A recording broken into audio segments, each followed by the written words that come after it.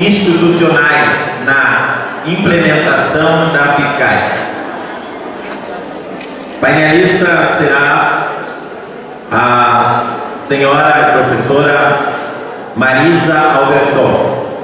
Para fazer a coordenação do painel, nós convidamos a professora Gelsi Terezinha Quevedo Agner, da Coordenadoria Regional de Educação, da 39ª Coordenadoria Regional de Educação de Carazinho.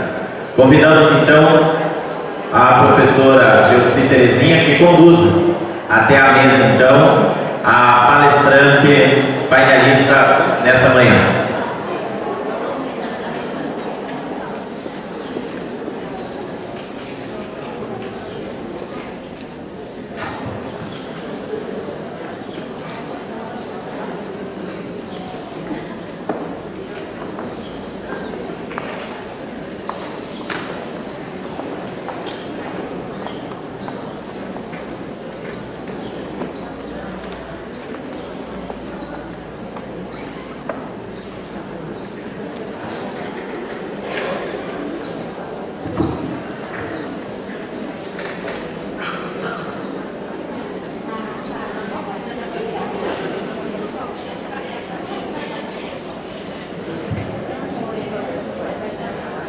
Bom dia a todos e a todas.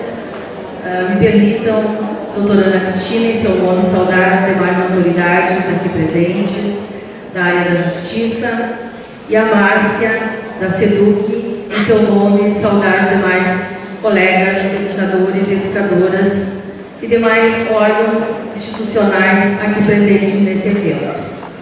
É com muita alegria que a 39ª se faz presente e tenho a grata satisfação de estar nesse momento podendo apresentar a professora Marisa Alberton.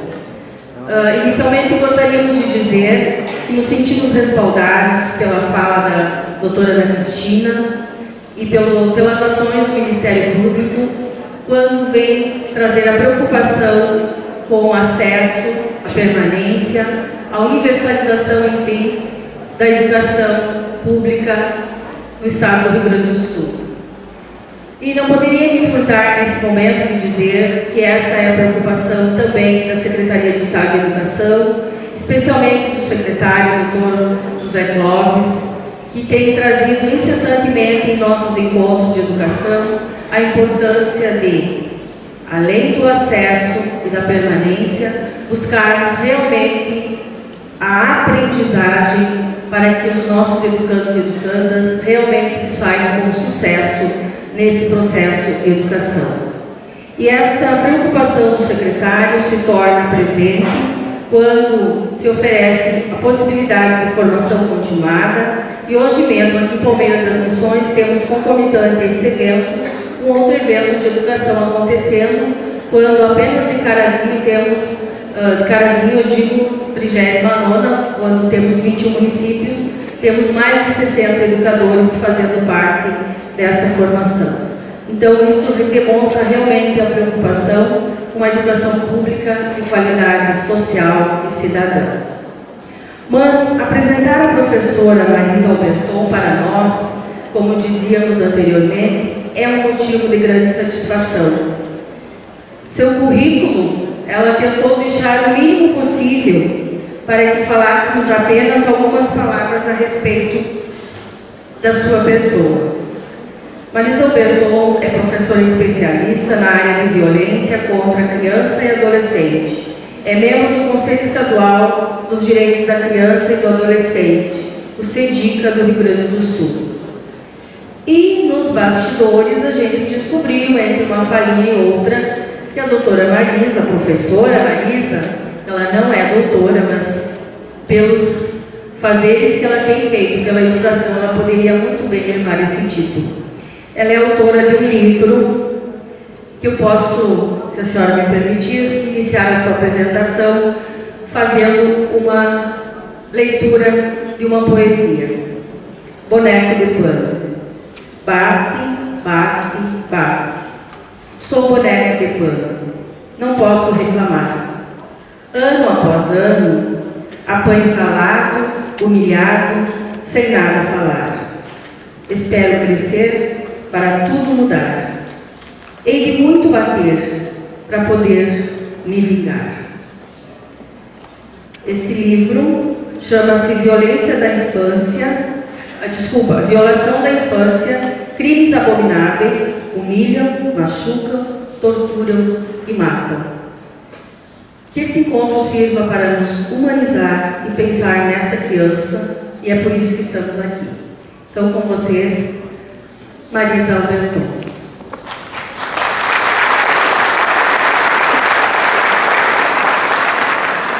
Sabia que a Elias deu uma poesia daqui, mas acho que foi bem apropriada, né? Porque a gente falando de escola, automaticamente se pensa nas violências que a criança traz como bagagem, né? Para dentro da escola. E é exatamente isso aí.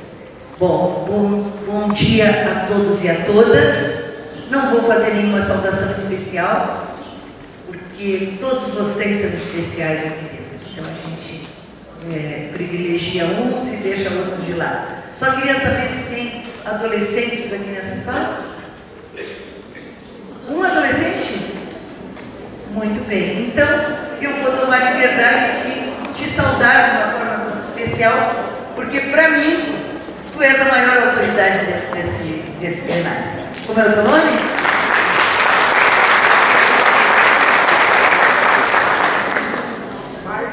Martim, seja bem-vindo, Martim. Espero que nos ajude depois a dar passos mais efetivos aqui. Bem, eu não sabia que eu ia ler uma poesia e botei uma poesia para iniciar a minha fala, mas então já que ela está ali, vou continuar. Eu quero ver se eu me adapto a isso aqui, eu não sei fazer esse troço aqui. Antes de tudo, eu gostaria de dizer o seguinte. Eu me sinto autorizada a falar nesse painel, porque além de ser professora, e eu fui por toda a vida, professora dentro de sala de aula, eu também fui conselheira tutelar, nos 2 primeiros mandatos em Porto Alegre. Então eu consigo olhar o problema da FICAI dos 2 lados. Né? E há muita, às vezes até brigas, né, com a FICAI, porque o conselheiro cobra uma coisa, a escola diz outra e fica às vezes um impasse constituído. Então, como eu vivi os 2 lados, sou professora e fui conselheira, então a gente consegue ter uma visão clara do que se passa. Bom, então vamos começar aí. Criança. Criança, imagem da divindade, o amanhã que se faz hoje, o sonho e a realidade, o abstrato e o concreto, um pássaro em liberdade, uma flor que desabrocha, um sorriso de verdade. Um brinquedo fascinante com toda a simplicidade, sol, a lua e as estrelas, chuva que lava a cidade, um barquinho na sarjeta, expressão descontraída, olhar de felicidade, cumplicidade, peraltice, criancice, jovialidade. E para falar a verdade, com toda a tranquilidade, te quero como criança, nem servo, nem majestade. Quando se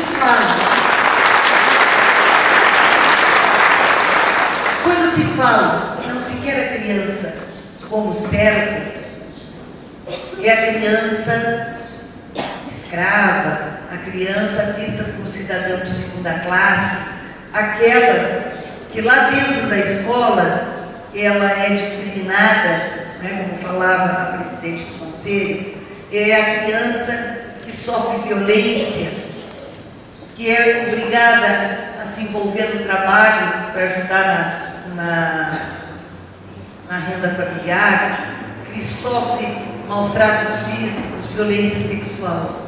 Mas, por outro lado, nós também não queremos que a criança seja majestade. E os professores que aqui estão sabem bem o que é uma criança majestade dentro de uma escola. É a criança que não respeita, é a criança, o reizinho, que tudo pode e acha que tudo lhe é permitido. A criança que é criada sem limites.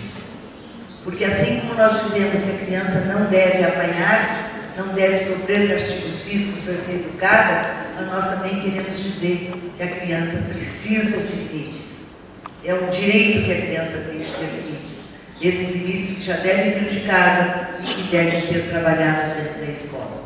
Porque professor, nós temos muitos por aí, mas o que nós queremos e precisamos são de educadores. Educadores que possam realmente trabalhar com a criança para que ela não seja uma majestade.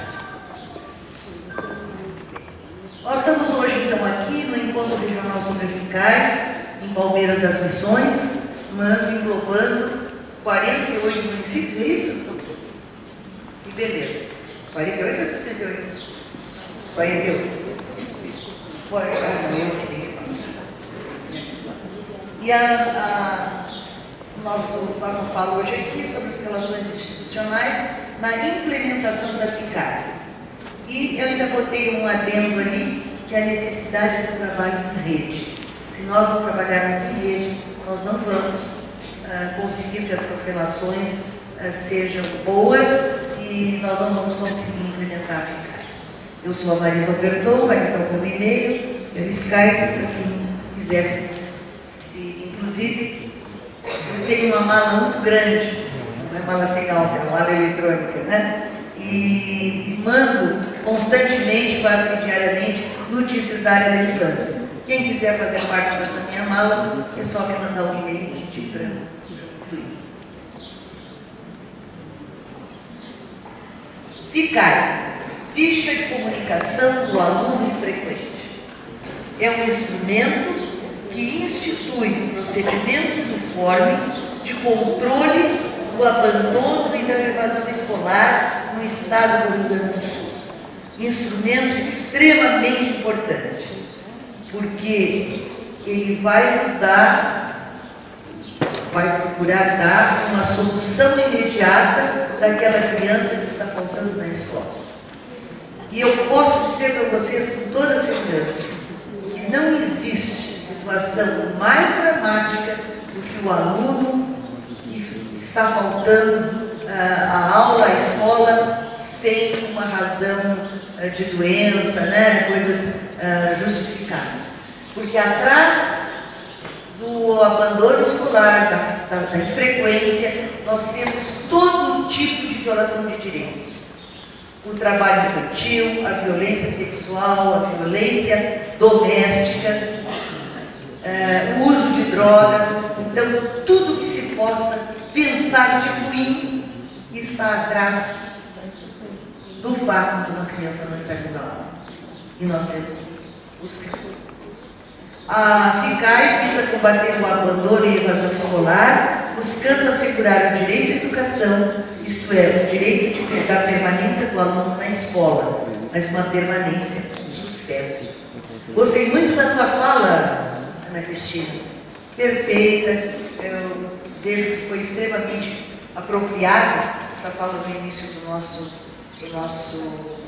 evento aqui, né, que é dar todo esse contexto do direito à educação. Foi ótimo. A FICAI deve ser preenchida nas hipóteses de infrequências de aluno entre 6 e 18 anos incompletos. Tu falaste em 4, mas pelo termo de compromisso, né, que foi feito entre as partes, se fala em 6 anos realmente. Exato. 18 anos incompleto. E aqui eu gostaria muito de enfatizar uma situação que está acontecendo. Conselheiros tutelares em todo o Brasil, aliás, em todo o Rio Grande do Sul, têm questionado muito a permanência do aluno no ensino médio e querem que a FICAI seja preenchida só no ensino fundamental. Não é verdade. A FICAI é para ensino fundamental e ensino médio, para todas as crianças e adolescentes, até os 18 anos incompletos. Né? Quisera Deus que a gente pudesse ampliar esses 18 anos e e querer que todo aluno que tivesse no ensino médio, mesmo além dos 18, também tivesse essa obrigação. Mas, então, a nossa obrigação na área da infância até os 18, para ensino médio e ensino fundamental. E essa ficha deve ser preenchida quando nós estivermos diante de faltas reiteradas durante 5 dias consecutivos, ou 20% de ausências justificadas mensais. Hoje, essa ficha já tem um modelo eletrônico que, ainda em caráter experimental, através do projeto piloto. Mas, rapidamente, nós vamos ter, então, a possibilidade de poder fazer toda essa tramitação da FICAI através do computador, da rede toda web. Então, isso vai facilitar bastante e vai dar uma visibilidade melhor para todos os parceiros. Essa ficha informatizada nas escolas, no Conselho Tutelar e no Ministério Público. Ainda, digo de novo, não está em funcionamento em todas as escolas. É um pequeno número, um grupo restrito. A FICAI foi implantada em 1997, em Porto Alegre, com a parceria do Ministério Público, Secretarias Estadual e Municipal de Educação e os Conselhos Tutelares. Eu era conselheira tutelar ainda nessa época. E a ficha FICAI, ela se viu uma necessidade através de um grupo, de um projeto que se tinha do direito à educação. E esse grupo se reunia sempre e chegaram então à conclusão de que precisaria haver um termo de compromisso firmado entre as partes para que a gente pudesse ter uma visão melhor do que era, de como estava a situação dos alunos infrequentes. E o que eu pude observar, bom, só dizendo aqui, ó, que em seguida de Porto Alegre ela foi implantada em todo o estado, através do Centro Operacional de Apoio Operacional da Infância e da Juventude, e em 2011, agora recentemente, a FICAI foi revisada e atualizada na inclusão de novas parcerias. Mas o que se viu nesse início da FICAI até agora? Que as queixas são as mesmas. Escola se queixa do Conselho Tutelar, Conselho Tutelar se queixa da escola, e escola e Conselho Tutelar se queixam do Ministério Público. E é muito fácil na vida a gente jogar a culpa para os outros. O difícil é a gente olhar para a sua própria instituição e ver que nós também somos responsáveis pela coisa não andar certo. Então nós vamos ter que parar com isso, porque ninguém é inimigo de ninguém. Todos nós estamos com o propósito de defender a área da infância, defender os direitos de crianças e adolescentes e querer que a educação seja cada vez melhor. A proteção da escola seja cada vez melhor. Então, o Conselho Tutelar não pode ser visto pela escola como inimigo. Se bem que muitas e muitas vezes o conselheiro tutelar pisa na bola, cobra o que não tem que cobrar, entra na escola de dedo em riste na cara dos professores, e isso não é certo. Mas a escola também não é inimiga de conselho tutelar. E o conselheiro tem que estar pronto para atender a escola naquelas suas necessidades. Não para ir lá dentro da escola resolver o problema de disciplina, porque isso não é tarefa do conselho tutelar, mas sim de dar a sua contribuição ao esclarecimento dos alunos, dos pais, enfim, para toda a comunidade escolar. Temos que ser parceiros. Ministério Público também não é inimigo de ninguém. Pelo contrário, são 3 parceiros importantíssimos nessa luta. Mas agora, em 2011, foi feito um novo termo de compromisso, onde nós temos a inclusão de novas parcerias. E essas parcerias são importantes, porque nós temos que pensar na rede de proteção escolar, Então nós temos que ter mais parceiros nessa luta para trazer o aluno de volta para a escola e que ele permaneça com sucesso. Então, são parceiros então nesse novo termo, as escolas, a Secretaria Estadual de Educação, o Conselho Estadual de Educação, Conselho Estadual dos Direitos da Criança e do Adolescente, o Conselho Estadual de Assistência Social, a União Nacional dos Dirigentes Municipais de Educação do Rio Grande do Sul, a União Nacional dos Conselhos Municipais de Educação do Rio Grande do Sul, a Associação dos Conselheiros Tutelares, a Federação das Associações dos Municípios do Estado do Rio Grande do Sul, a FAMURS, e o Ministério Público. Então, temos uma gama maior de entidades que se responsabilizaram, através de um termo de compromisso, de um termo de cooperação, a trabalhar para o sucesso da implementação, aliás, da FICAI. Os parceiros assumem o compromisso de impulsionar o fortalecimento da rede de apoio à escola e desenvolverem ações que proporcionem a efetiva garantia do direito à educação e do dever de educar, mobilizando as comunidades locais. No Estatuto, quando a gente fala, a obrigação da proteção à criança, de assegurar com absoluta prioridade os direitos de crianças e adolescentes, se fala em família, poder público, sociedade e comunidade. Então, não tem como se deixar de fora a comunidade próxima, onde o aluno, a criança ou o adolescente vive e frequenta a escola. Então, essa comunidade tem que ser chamada a participar desse processo todo de implementação da FICAI. Bom, ali, quando a gente fala direito à educação, sempre tem que se ver também o complemento. Se a criança ou o adolescente tem o dever, tem o direito à educação, nós temos o dever de educar. Então, família, sociedade, comunidade e Estado têm o dever de educar. Na FICAI nós temos responsabilidades bem definidas e prazos também bem definidos. A escola, o que compete à escola?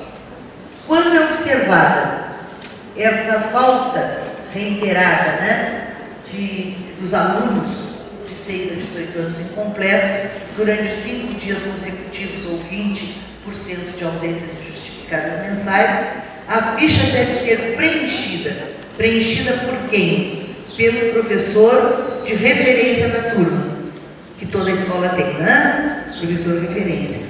Esse professor tem que fazer a ficha e encaminhar imediatamente a equipe diretiva.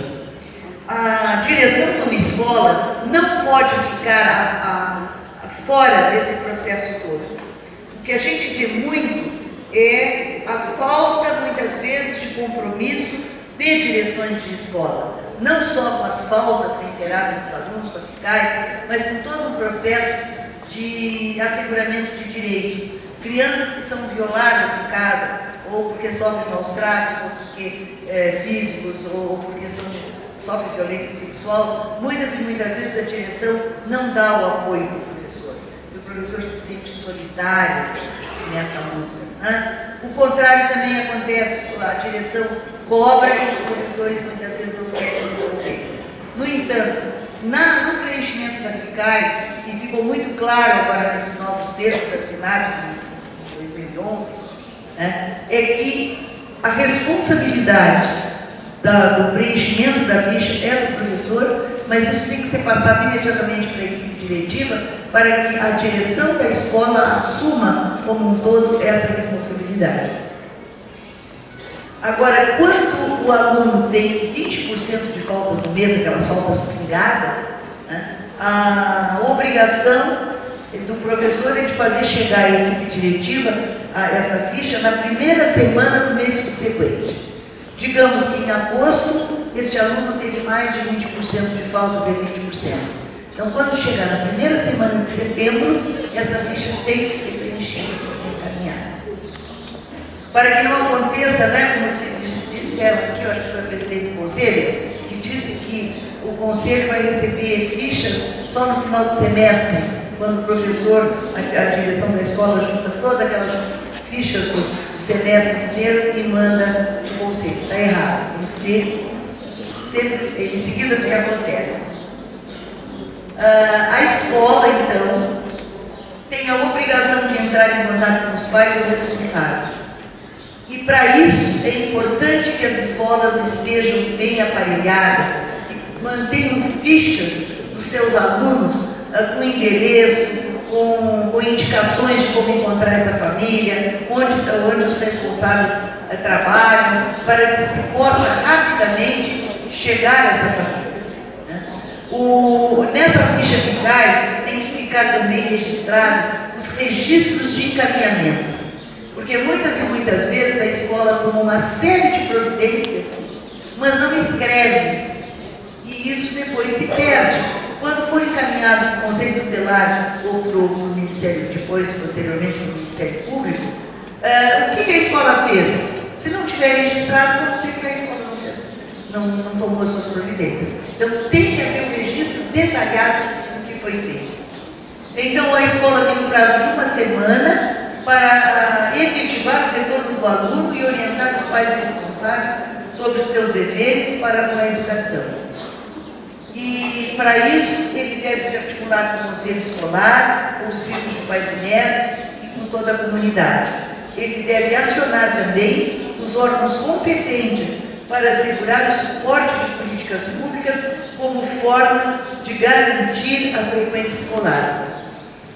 Tem coisas que a escola não precisa de imediato acionar o conselho tutelar. Por exemplo, se a escola percebe que o aluno não está indo da escola porque lhe falta passagem de ônibus, né? A escola mesmo pode providenciar isso e deve providenciar isso. Acionar, então, políticas públicas como forma de garantir a frequência escolar. Né? Então, nós temos que proporcionar a essa família os recursos para que essa criança, esse adolescente esteja dentro da escola.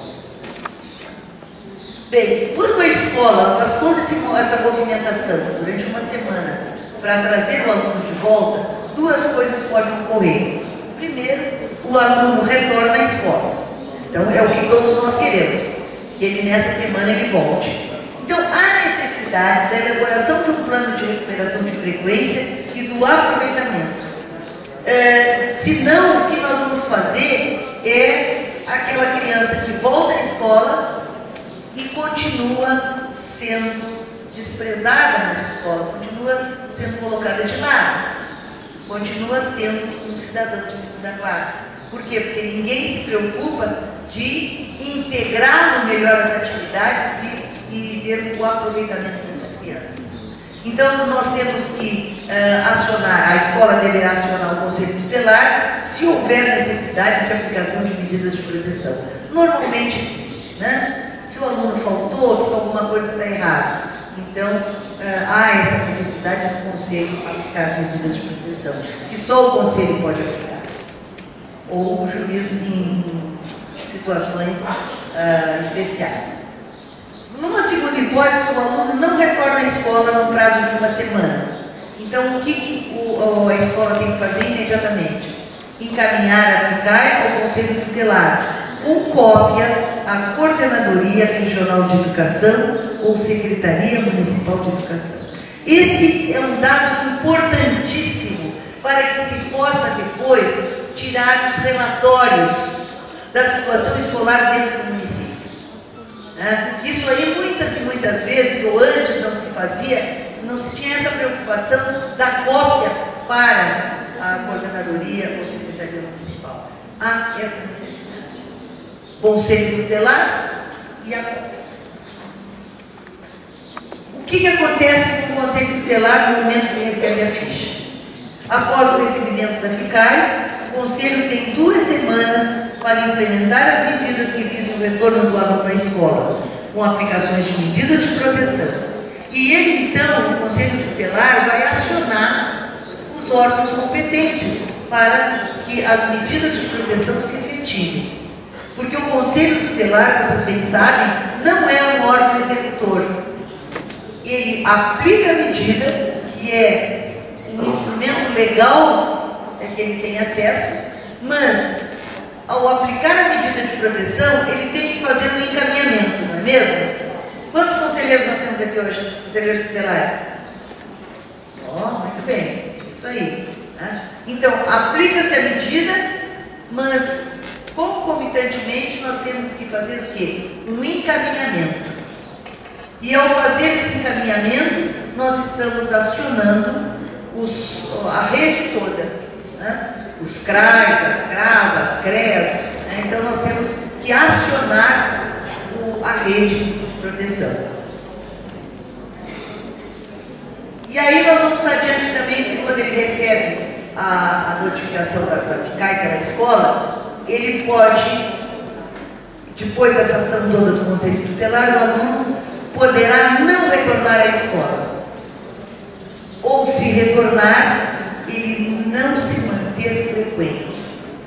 Ele pode voltar por pressão do Conselho, por causa da medida de proteção, por causa da advertência, mas ele pode continuar faltando às aulas, continuar na mesma situação que ele estava antes. Então aí o conselho deve encaminhar a ficha ao Ministério Público para atuação extrajudicial e ou judicial cabíveis, informando o encaminhamento à escola. Então o conselho precisa dar à escola o retorno do que foi feito. Então o conselho fez tudo o que tinha que fazer. O aluno não voltou, ou voltou e continua na mesma situação, encaminha para o Ministério Público e relata para a escola o que aconteceu. Tem que haver uma ligação entre os órgãos, porque senão aquela queixa de que ninguém fez nada vai continuar havendo. O conselho tomou todas as providências necessárias, mas se não comunicou à escola vai ter o direito de dizer: pô, que porcaria, encaminhei para o conselho não fez nada. E não tem a justificativa da escola em perdoar a inoperância do Conselho Tutelar. Uma vez eu estava num evento que se discutia isso, de eficácia no município de Porto Alegre, e eu fiquei com tanta raiva com uma observação de uma diretora, que eu dei um soco na mesa, que eu fiquei com a parte toda aqui da mão roxa, de tão furiosa que eu fiquei. Porque a diretora disse assim: pois é, a gente encaminha, o conselho não toma as providências, mas até a gente entende que o conselho custe a tomar as providências ou não encaminhe. Porque afinal o conselho tem tanta coisa grave para tratar, não é? Que acaba não tratando da FICAI. Isso é uma ignorância dizer isso, pensar uma coisa dessa. Porque, como eu disse no início, a FICAI é um termômetro que vai nos dar, né, aliás, a frequência do aluno é o que vai nos dizer quanto tipo de violação está por trás disso. Ele não falta só porque ele quer faltar. Ele falta porque algumas coisas muito graves estão acontecendo. E uma das coisas muito graves que estão acontecendo com o aluno também pode ser a violência que ele sofre dentro da própria escola, que é uma realidade. A violência de deixar para o lado, de não se importar com esse aluno. No ano passado, eu escutei uma conversa que também me deixou muito revoltada. Uma professora, já aposentada, na minha faixa de idade, velha, viu, promotora? Não tem importância, eu sei, mas eu sei, antiga na caminhada, mas velha também, né? Porque quem tem 72 anos é bem idoso, né? Bom, mas uma brincadeira à parte, eu conheço a promotora já há muitos anos e me dou direito. Não tem, desculpa, brincadeirinha, entendi isso. Então, essa professora, deixa a brincadeira de lado, essa professora dizia o seguinte: ela se aposentou, mas retornou à escola, que é o contrato de emergência, né? Hein? Como é o contrato? Permanência? Volta para a escola. E ela então se queixava da qualidade dos alunos hoje. Porque os alunos são isso, essa gurizada não quer nada com nada. E eu pensando comigo, por que essa desgraçada voltou para a sala de aula? Né? Se ela tem essa visão toda aluno. Tá, mas eu estudando, conversando era comigo. Aí lá pelas tantas ela faz assim, o seguinte comentário: o melhor, né, o menos mal, o menos ruim, é quando a gente pega já os meninos maiores, diferente que ela ia dizer, né? Porque ali há mais maturidade, os alunos são mais fáceis da gente tratar com eles. Não, ela diz assim: o melhor é quando se pega a sexta, sétima série, quinta série, sexta, sétima, porque tudo aquilo que não prestava já ficou pelo caminho. E aí a gente pega as turmas mais veneradas. Esse tipo de violência praticada por maus profissionais fazem também o aluno sair da escola, serem frequentes, evadirem. E essa é uma situação que também tem que ser vista pelo Conselho Tutelar, porque a qualidade da educação é primordial. Então isso é importante. Qual é a obrigação do Ministério Público dentro desse contexto todo? Ele informará ao Conselho Tutelar e à escola as providências adotadas. E, às vezes se cobra do Ministério Público prazos. No entanto, o Ministério Público é mais difícil de seguir esses prazos. Acredito que sim, não é, promotora? Porque essas ações do Ministério envolvem a justiça, envolvem processos, né, que são instaurados, e nem sempre a gente pode ter agilidade que se tem as respostas, né? Mas o Ministério Público sempre deverá informar as providências adotadas. Então, se ele entrou ajuizou uma ação, ele pode não ter o resultado ainda, mas é de bom tom que ele diga ao conselho que vai também informar a escola o que ele fez, para que a gente não fique com aquela sensação de que caiu no vazio. Então precisa isso. Bom, medidas de rotina dentro desse processo todo da FICAI. E que é muito interessante que hoje se tenha esse cuidado. A equipe diretiva de cada escola deverá encaminhar ao Conselho Tutelar, ao Conselho Escolar e ou Círculo de Pais e Mestres, o relatório de avaliação de frequência dos alunos, visando estimular e garantir a permanência dos alunos na escola, observando os aspectos legais e pedagógicos.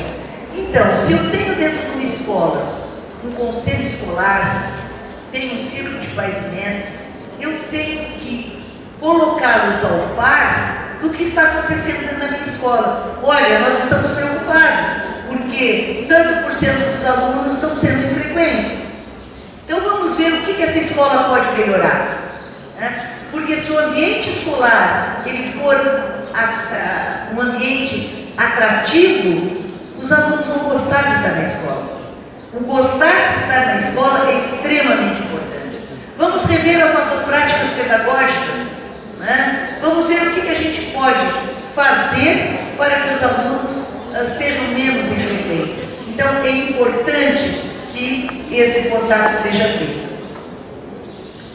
Segunda rotina, nos meses de março e agosto, isso está lá no contrato, no termo de compromisso assinado pelos parceiros.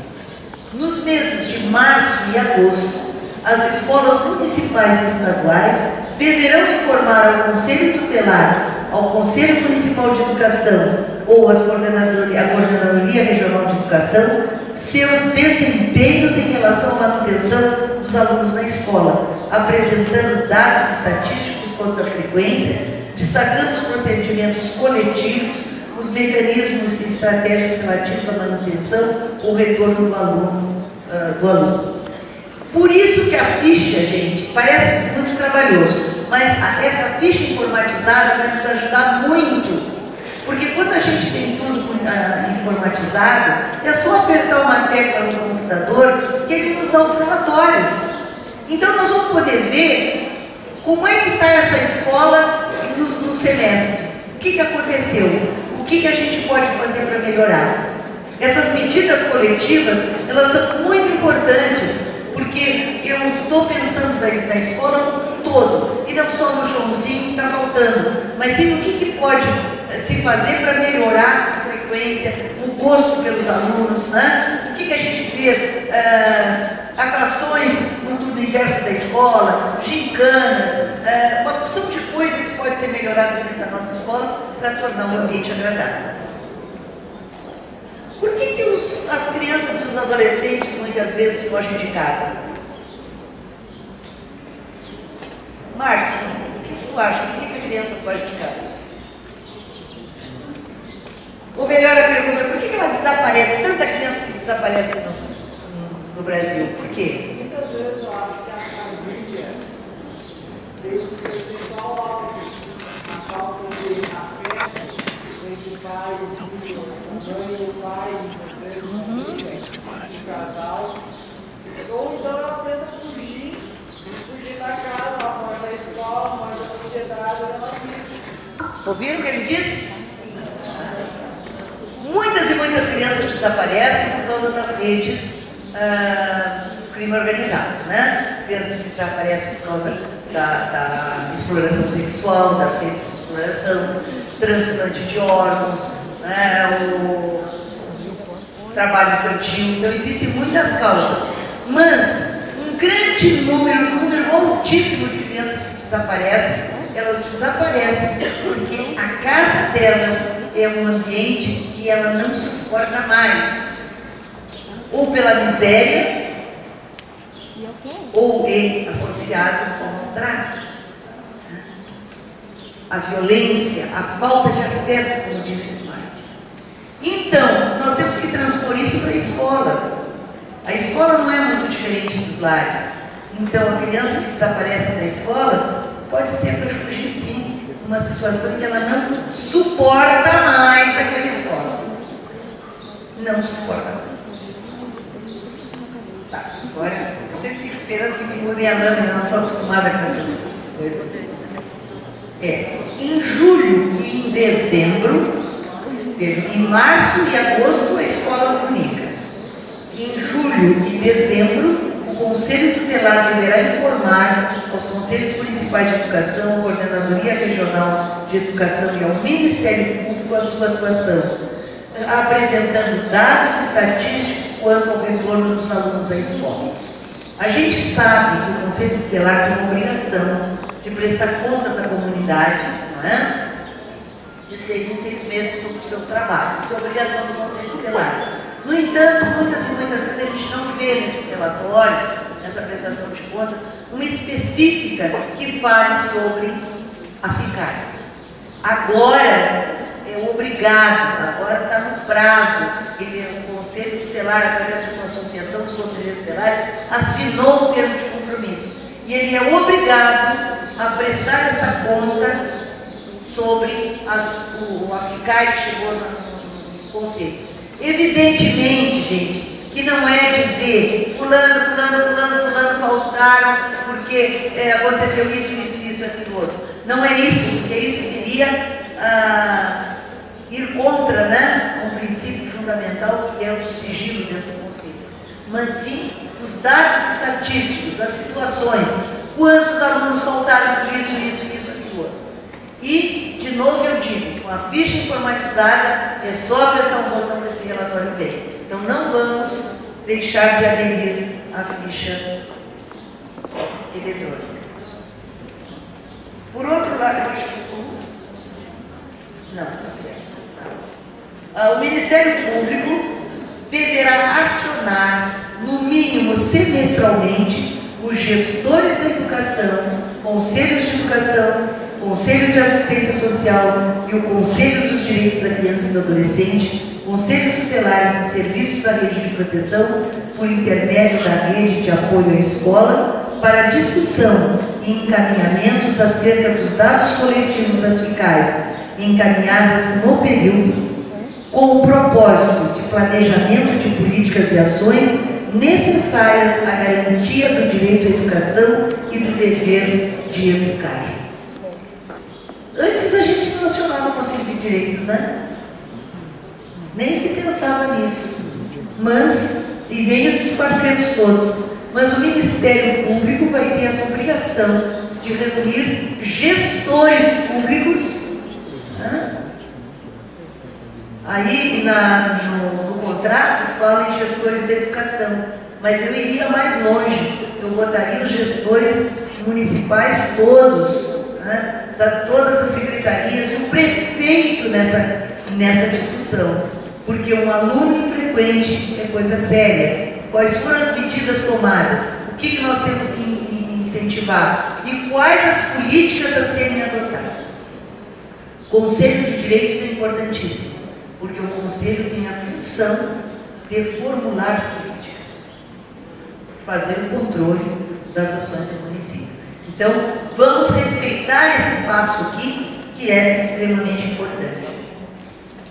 Como quinto procedimento, seria o Ministério Público instaurar inquérito civil para buscar soluções das questões coletivas levantadas pela escola na articulação com a comunidade. Então, a escola constatou uma série de coisas nessa articulação com a comunidade. Então, o Ministério Público vai ser acionado e deverá instaurar inquéritos civis. O promotor falou que só de uma sentada, o João Paulo, né? Aqui, tu fizeste o que? 5? 4. 4, uma sentada só, né? Que coisa boa. Tem que responsabilizar, sim. Tem que responsabilizar o gestor público. E terminou. O que eu insistiria aqui? Nas boas relações entre os parceiros. Vamos olhar para o nosso próprio umbigo e ver as deficiências que nós temos. E não procurar a todo instante colocar a culpa no vizinho. Todos nós temos os nossos pecados e as nossas falhas. Então não adianta jogar pedra no telhado. Vamos ver o que é que nós podemos melhorar. Que a FICAI, ela veio para ficar, isso é incontestável.